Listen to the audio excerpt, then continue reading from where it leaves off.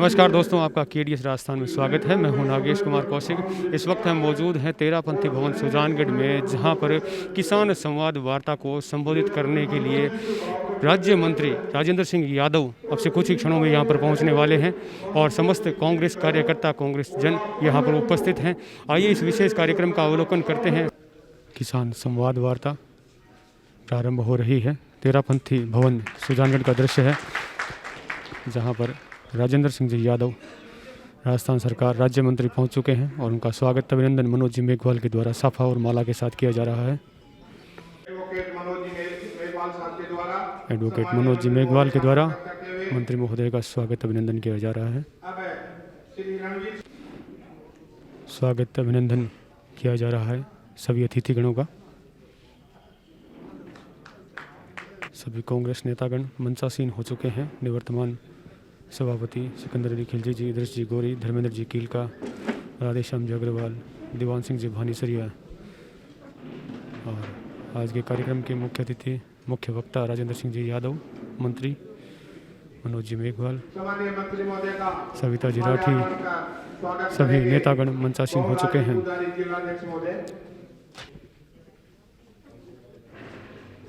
भंवरलाल जी पुजारी जिलाध्यक्ष कांग्रेस स्वागत अभिनंदन कर रहे हैं। किसान संवाद वार्ता में कांग्रेस कार्यकर्ता पहुंच चुके हैं। जिला परिषद सदस्य से निवेदन करूंगा कि वो अपना मैं किसानों के समर्थन में अपना नई बात कहूंगी कि किसी भी किसानों की तकलीफ किसी भी लोकतांत्रिक देश के लिए या किसी भी विकासशील देश के लिए ठीक नहीं है। हम सभी को किसानों के समर्थन में अपनी आवाज उठानी चाहिए, अपनी बात रखनी चाहिए। धन्यवाद।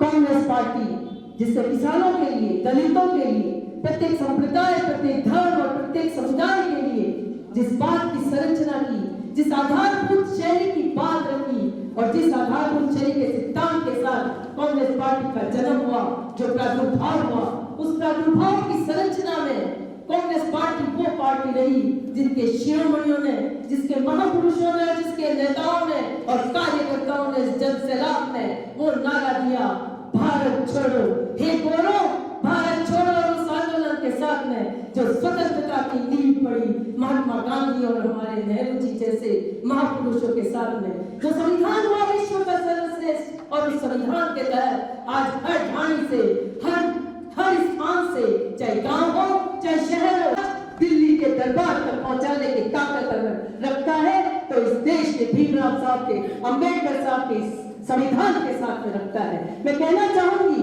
कि बीजेपी पार्टी जिसका कोई प्रादुर्भाव नहीं है, बीजेपी पार्टी भारतीय झूठी पार्टी, भारतीय जनता पार्टी जिसका प्रादुर्भाव ही उन लोगों से हुआ है जो तमाम तथाकथित संतुष्टों ने अपने स्वार्थ के चलते इस विचारधारा को जोड़ा और फिर बीजेपी को दामन को अपना कर जोड़ा।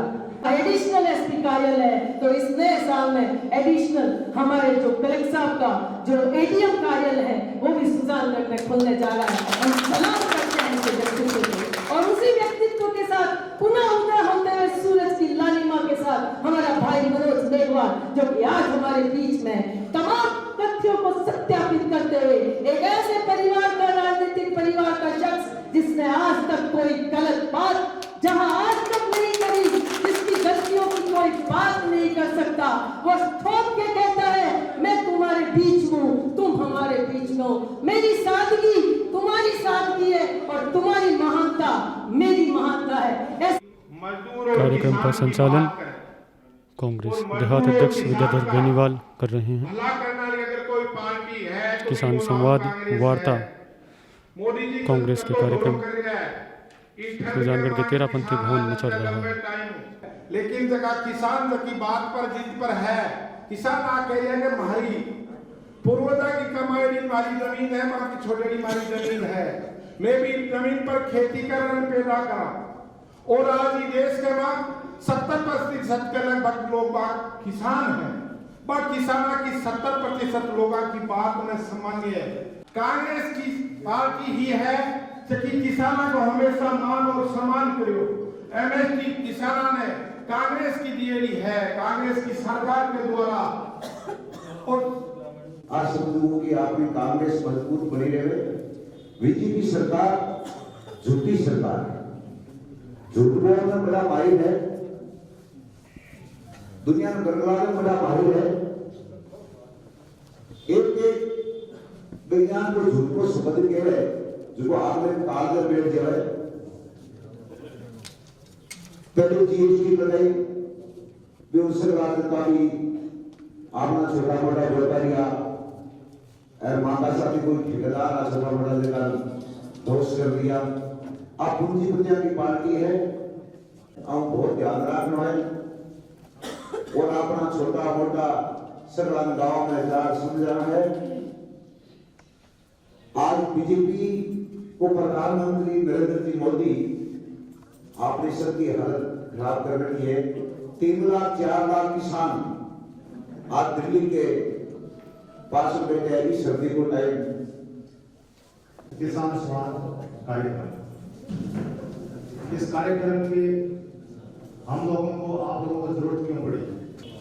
ये जरूरत इसलिए पड़ी कि आज 10 साल से पिछले 6-7 साल से जो भाजपा का गुस्सा केंद्र सरकार में है, इसलिए हमें आपको निवेदन करूंगा कि कांग्रेस एक ऐसी पार्टी है 1966 और 67 में हरित क्रांति लाकर देश को आत्मनिर्भर बनाने में इंदिरा गांधी का योगदान था। पहले आपको सब बड़े बुजुर्ग लोग यहाँ बैठे हैं, आपको पता होगा कि अमेरिका से समुद्र के खारे पानी से सिंचित लाल गेहूं आते थे और बट आपको कोटो कहो ना, कोटो लाल गेहूं कोटो और वह गेहूं जानवर को नहीं खाता। तो इंदिरा गांधी जी के पास ये बात जब पहुंची, उन्होंने कहा कि हमारा देश खाद्य निर्भर कैसे हो। तो पंजाब हरियाणा के किसानों को बुलाया, जाओ जमीन है, पानी है, बिजली है। इंदिरा गांधी जी ने कहा कि बिजली मैं दूंगी, पानी मैं दूंगी और अच्छा बीज मैं दूंगी, लेकिन देश को आत्मनिर्भर बनाओ। इसलिए लाल गेहूं से छुटकारा पाया। 1966 में जाके हरित क्रांति होने से देश आत्मनिर्भर बना, ये कांग्रेस की देन है। फिर श्वेत क्रांति आई जिसमें दूध पर आत्मनिर्भर बना। तो कांग्रेस ने तो हमेशा तृतीय समाज की पार्टी है, किसान की, गरीब की, गांव की, मजदूर की पार्टी कांग्रेस है। लेकिन जब अपन चुनाव हुआ 2-2.5 लाख वोटां बीजेपी के वोट से लोग चुनाव देते हैं। इको कारण है कि आप आज दुख पाए। आज किसान क्यों लड़ रहे हैं? किसान क्यों लड़ रहे हैं? आप लोग क्यों लड़ रहे हो? आपको न्यूनतम समर्थन मूल्य चाहिए। ये मंडियां खत्म हो जाएगी। अगर ये 3 काले कानून आ गए तो धान बेचोगे किसको? आपका धान लेने वाला कोई नहीं बचेगा। मैं आके कहूंगा अडानी अंबानी कहेंगे कि 300 रुपये किलो दे रहा है, क्या नहीं दे रहा? मत है। दूसरे किसानों को 300 रुपये किलो दे रहा है, नहीं दे रहा? मत है। जिसको जरूरत पड़ेगी वो देगा, एक देगा, दूसरा देगा, तीसरा देगा, चौथा देगा। इसलिए किसानों को बर्बाद करने में सरकार तो ली हुई है, उद्योगपति की सरकार है। आप लोगों की जमीन अधिग्रहण करके अडानी अंबानी को दे दिया। आज से 5-6 साल पहले, 7 साल पहले अडानी का नाम कोई जानता था कि यहाँ पर अडानी कौन है? एक छोटा मोटा बिजनेसमैन था, लेकिन मोदी जी की इतनी मेहरबानी हुई, आज अडानी अंबानी दोनों बराबर हो गए। मेरा आपसे निवेदन है कि आप जागरूक रहो, कांग्रेस का साथ दो, किसानों का, किसान और जवान के साथ हमेशा से कांग्रेस रही है। जय हिंद, राम राम। और पिछले 33-34 दिनों से चारों तरफ से किसान भाई दिल्ली को घेरे हुए बैठे हैं और केंद्र सरकार पर दबाव बनाने की कोशिश कर रहे हैं। विधानसभा में ये माननीय हमारी पार्टी के नेताओं ने जो अध्यादेश इस कानून के खिलाफ में पारित किया, वो किसी कारण से वो रुका पड़ा है।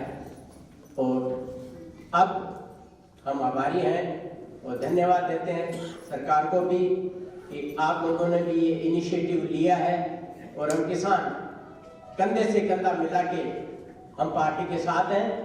और जो दिशा निर्देश रहेगा, दिल्ली यदि कूच करना पड़ेगा तो हम किसान हैं, वो ईंट से ईंट बजा देंगे, लेकिन इस केंद्र सरकार को झुका के मानेंगे।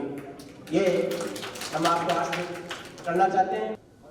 इस मौके में हमारे मंत्री मास्टर भवनलाल जी मेघवाल साहब को भी नमन करना चाहूंगा कि सुजानगढ़ में जो इन्होंने जो विकास की अलग जगह और खूब विकास के कार्य किए। अभी जो ADM का कार्य पूरा है, इसके लिए भी मैं उनको नमन करता हूँ क्योंकि उनके प्रयासों से सुजानगढ़ में जो विकास हुए हैं। और अब हमारे जो मनोज भाई है, उसके साथ हम सब मिलके कंधे से कंधा मिला करके जो सुजानगढ़ में मंत्री जी के जो अधूरे काम है, हम सब उनको पूरा करने के लिए मनोज भाई को हम यहाँ से आप अगर टिकट दो तो हम बहुत ज्यादा मतों से बहुमत से जिता करके इनको विधानसभा में उनकी जगह में भेजेंगे। और ये वो धरती है जिसमें उन्होंने 45 साल तक दिन रात सर्व समाज को साथ लेकर के हमेशा से काम किया है और तमाम लोगों को साथ लेकर के विकास की गंगा बहाई है। आज मंत्री महोदय आप और अफसर के बीच में लगातार तीसरे दिन से हैं और मंत्री महोदय मैं अवगत कराना चाहता हूँ कि संपूर्ण पूर्व चूरू जिले में और सुजानगढ़ के लोगों ने इस किसान विरोधी बिल का लगातार विरोध किया है, धरने और प्रदर्शन किए हैं। ये आपके ध्यान में रहे। अब ज्यादा कुछ इस किसान बिल के बारे में हमारे मंत्री महोदय विस्तृत रूप से आपसे विवेचन करेंगे। मैं सुजानगढ़ की बात आपके सामने समस्त कार्यकर्ता यहाँ पर बैठे हैं उनकी ओर से आपके समक्ष रखना चाहता हूँ, जिसको आप मुख्यमंत्री जी, डोटासरा जी और पार्टी हाईकमान तक हमारी आवाज को पहुंचाने के लिए हम आपसे आग्रह करते हैं। देखिए यहाँ पे मास्टर मोहनलाल जी मेघवाल जिन्होंने 36 कौम को साथ लेकर के काम किया है। यहाँ पे चाहे SDM कार्यालय हो, चाहे कल ही मुख्यमंत्री जी ने ADM कार्यालय यहाँ पे स्वीकृत किया है, चाहे गंगा का हिमालय का मीठा पानी हो, 1000 करोड़ रुपए की योजना बना करके रतनगढ़ और सुजानगढ़ के गांव और ग्रामीण वार्ड और शहर तक पहुंचाने का श्रेय किसी को जाता है तो वो कांग्रेस और मास्टर मोहनलाल जी मेघवाल को जाता है। ऐसे धर्माजी नेता थे जो प्रखर वक्ता थे और ऐसे जो कहा सो किया मास्टर मोहनलाल जी मेघवाल ने पब्लिक के बीच में, आम आदमी के बीच में जो वादा किया उसको अक्सर से अपने जीवन काल के अंदर निभाने का प्रयास किया। ऐसे महान नेता थे। अब समय के अंदर 2 साल पहले विधानसभा का जब चुनाव हुए तो माननीय मंत्री महोदय इन्हीं जांबाज शरीफ कार्यकर्ताओं ने मिलकर के हमारे लाडले मंत्री जी को 40,000 वोटों से जिता करके विधानसभा के अंदर भेजा था और पार्टी हाईकमान ने हमारे लाडले मंत्री को कैबिनेट मंत्री का दर्जा दिया था, सुजानगढ़ विधानसभा का सम्मान किया था। इसमें सीधी अपन बात करें तो जमीन को गिरवी रखने वाला कानून, अनाज को स्टोर करने वाला कानून, ये उसी तरह से है जिस तरह से आपने पीछे देखा है जियो ने सिम दी थी फ्री, सभी लोगों ने ली है और वो शायद 1-1.5 साल तक फ्री रही नहीं रही, फ्री रही। और ये कहा कि इसमें खूब सारा डाटा भी दिया कि आप इसको फ्री यूज कीजिए। 1.5 साल तक डाटा यूज किया, उसकी लत हमें लगी और उसके बाद में आज वो फ्री मिल रहा है क्या? ये उसी तरह से है कि हमारी जो मंडियां हैं वो खत्म हो जाएंगी ये सिम की तरह और बाहर ये अपने बोर्ड लगा करके अनाज की खरीद पहले करेंगे, हो सकता है महंगे में खरीद करें। जब मंडियां पूरी तरह खत्म हो जाएंगी तब ये किस भाव से अनाज खरीदेंगे वो आप सबको पता है। आज मंडी में कितने लोग काम करते हैं, छोटे वर्कर काम करते हैं, रेडी वाले काम करते हैं, पल्लेदार काम करते हैं, बिचौलिए काम करते हैं, सैकड़ों कर्मचारी हैं। जब ये मंडियां खत्म हो जाएगी, हमारी MSP खत्म हो जाएगी तो हम अनाज किस भाव से बेचेंगे, कहाँ बेचेंगे? इन लोगों ने कहा है कि सुजानगढ़ का किसान हरियाणा में, यूपी में जाकर के अनाज बेच सकता है। मुझे बताइए कि हमारे जितने भी राजस्थान में सब छोटे किसान हैं और किसी को 10 क्विंटल मूंग होता है तो क्या वो हरियाणा में बेचने जाएगा? वो हमारा यहाँ जो MSP निर्धारित है उस पर नजदीकी अनाज मंडी में जाके बेचेगा। तो इस काले कानूनों के बारे में हम जाकर के गांव डाणी में लोगों को बताएं, जागरूक करें।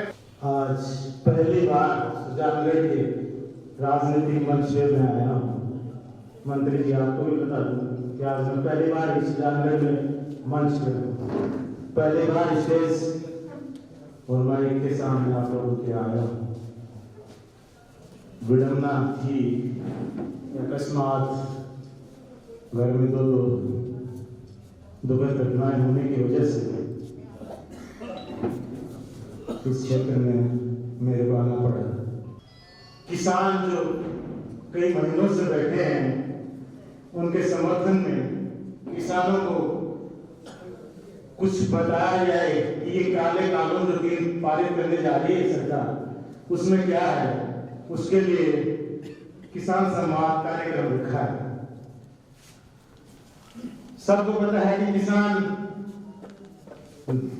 दिल्ली और आसपास वहां बॉर्डर पर बैठे हैं सरकार से वार्ता के लिए, और सरकार है कि आज महीनों बाद भी अपना एक प्रतिनिधित्व भी नहीं भेज के उनको कि भी बात भी कर ले, झुकेपन से भी कर ले, वो भी नहीं कर रही है। किसान बैठे हैं, ठंड में भी बैठे हैं। मैं हरिद्वार गया था तो उधर से निकल रहा था, किसान लोग ढाबे पर बता रहा था कि आप इस रास्ते से जाए, किसान बैठे हैं, रात को भी रास्ता खाली नहीं है। मैंने कहा ठंड में भी बैठे हैं, कहाँ बिल्कुल बैठे हैं। तो आप समझ सकते हैं कि 1-1.5 महीने 1.25 महीने पहले और आज की पोजीशन में कि अपन अंदर भी ठिठुर रहे हैं, क्या ठंड हो रही है और वो किस हिसाब से बैठे हैं।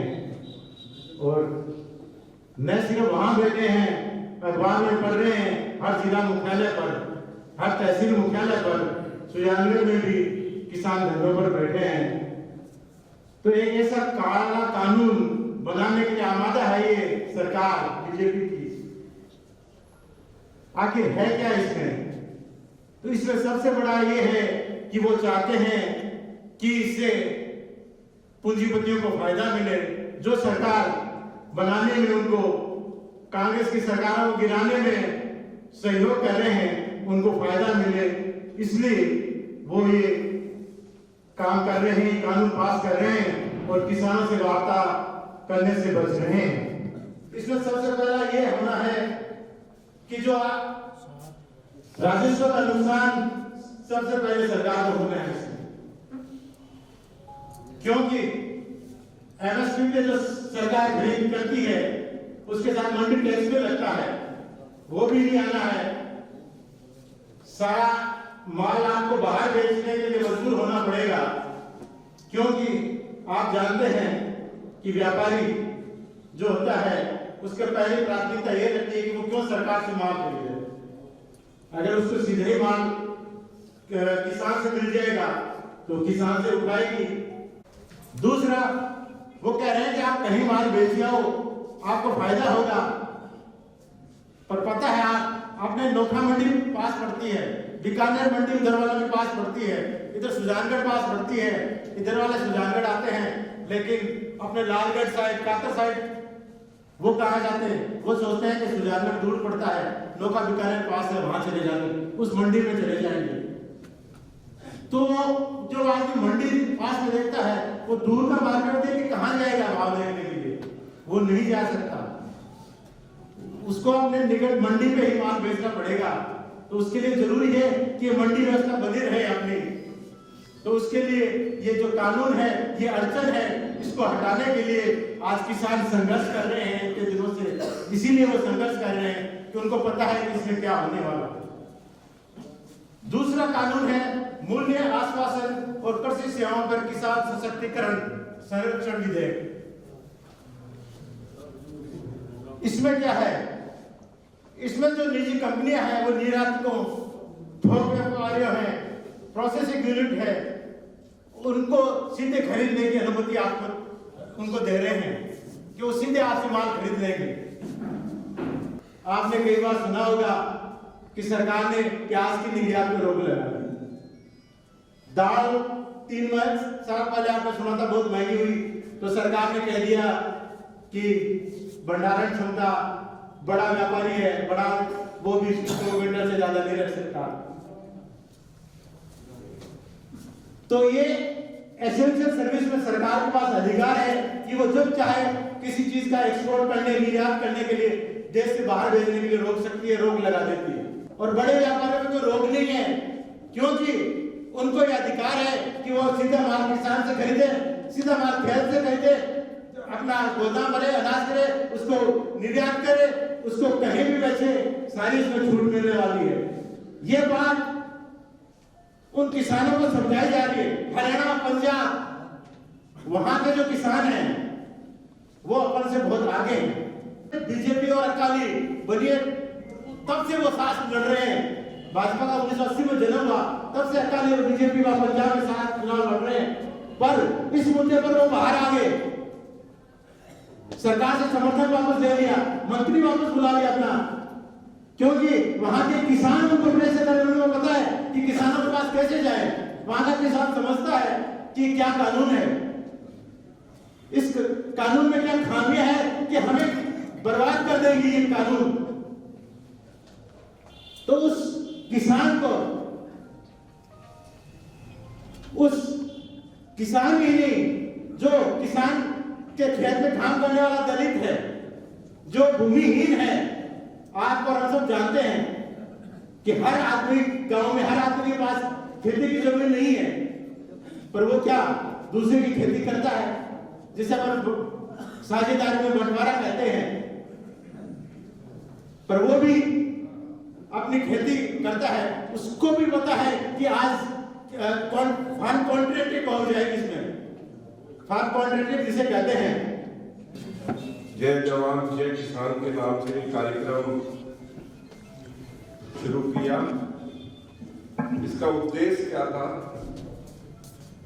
माननीय मुख्यमंत्री जी, प्रदेश अध्यक्ष डोडासरा जी और तमाम मंत्रिमंडल के साथी, सभी मंत्रिमंडल की मीटिंग हुई विस्तार से, 4.5 घंटे करीब चली। बहुत सी चीजों के ऊपर पूरे प्रदेश का मंथन हुआ।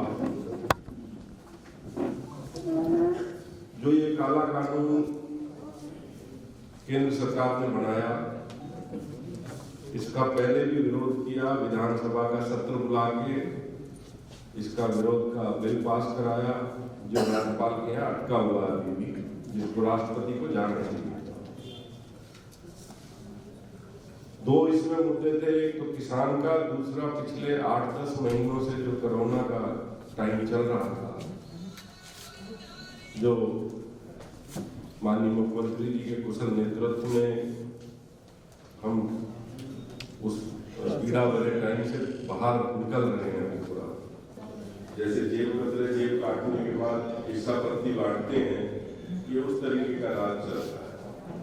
आनंद आनंद में उनके सपने दिखा के, झूठी बातें करके राज को हासिल किया, खासकर युवाओं को भ्रमित किया और एक अलग से ऐसा रोडमैप करके और लगातार राज में आ गए।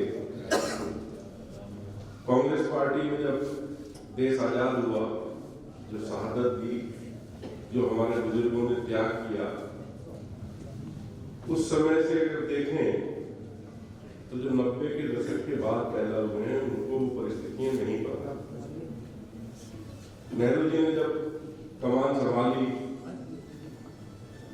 33 करोड़ मात्र जनता थी, मगर खाने के अनाज की, जैसे पूर्व वक्ता भी कह रहे थे, व्यवस्था पूरी थी नहीं। गेहूं की रोटी, हम भी छोटे छोटे थे तो ध्यान आता है कि कभी महीने में 1-2 बार गेहूं की रोटी होती थी, नहीं मोटे अनाज की रोटी थी, बिजली नहीं थी, पैसा नहीं था।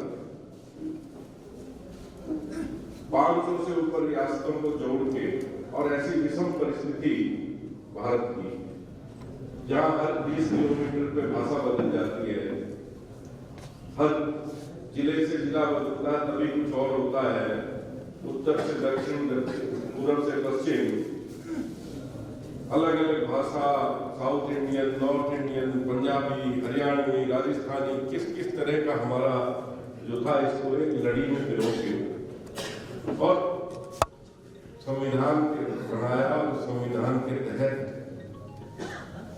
हम आगे चले।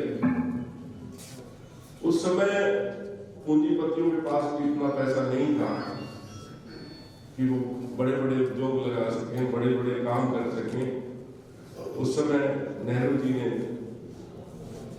बाल्को बनाई, हिंडाल्को बनाई, ये बड़ी बड़ी कंपनियां जो हमारे यहाँ तांबा बनाने लगी, हमारे यहाँ आपका लोहा बनाने लगी और एल्युमिनियम बनाने लगी, ये सब सरकारी क्षेत्र की फैक्ट्रियां लगी।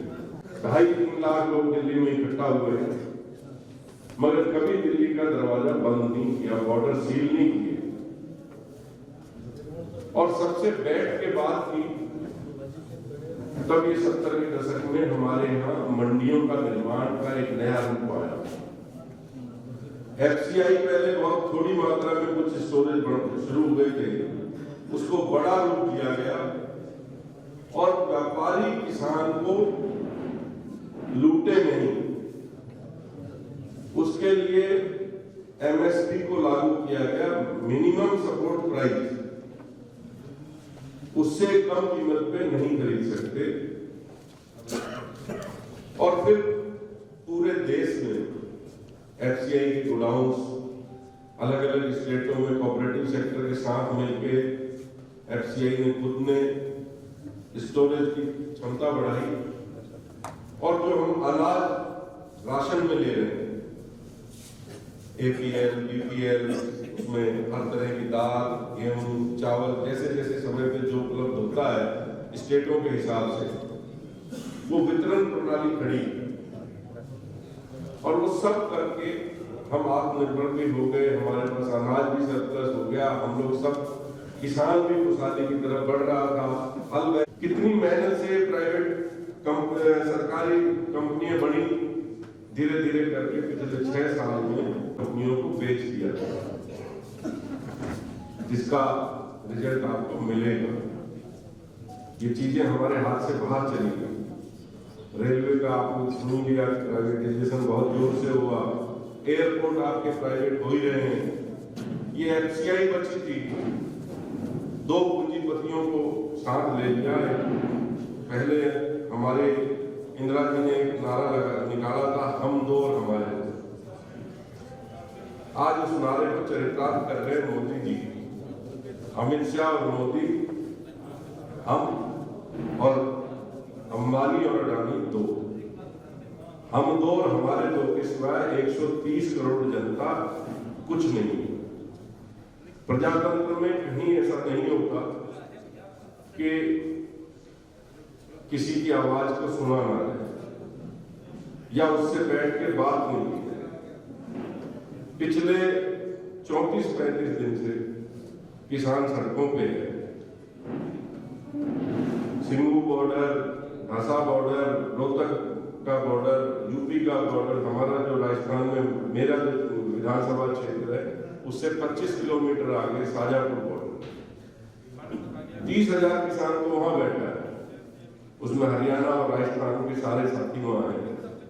इस कड़कती सर्दी में आपके चुनाव इतनी तो नहीं पड़ती, मगर फिर भी बहुत ज्यादा सर्दी का टाइम है।